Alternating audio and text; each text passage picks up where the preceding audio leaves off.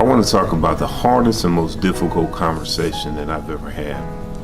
Several years ago, while living in Kentucky, I worked as a hospital chaplain in Louisville. As a hospital chaplain, I ministered to thousands of patients.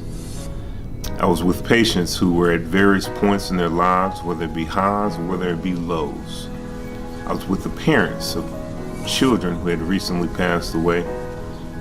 I was there for patients who had received a terminal diagnosis. And for as difficult as those conversations were, they were not the hardest conversations that I've ever had. The hardest conversations that I've ever had were with patients who were at the end of their lives and could not give an account of the life that they had lived.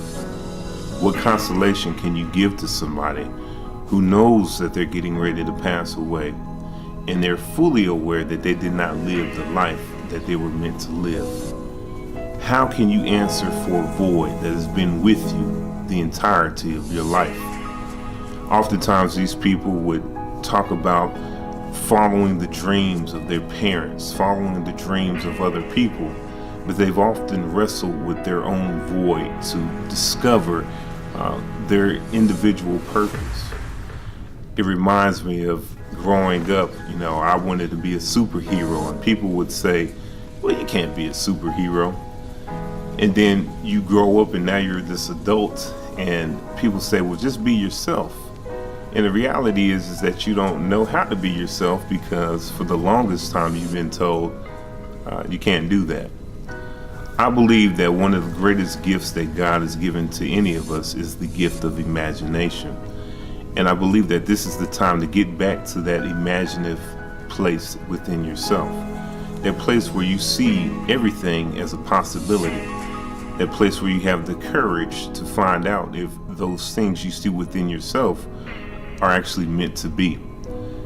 And as I ministered to those patients on the bedside, that was the greatest wrestle. The fact that they never took the opportunity to find out if what they saw within their spirit was a possibility.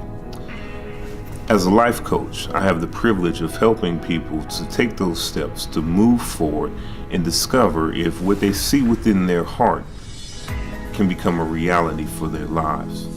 I would like the opportunity to be your coach.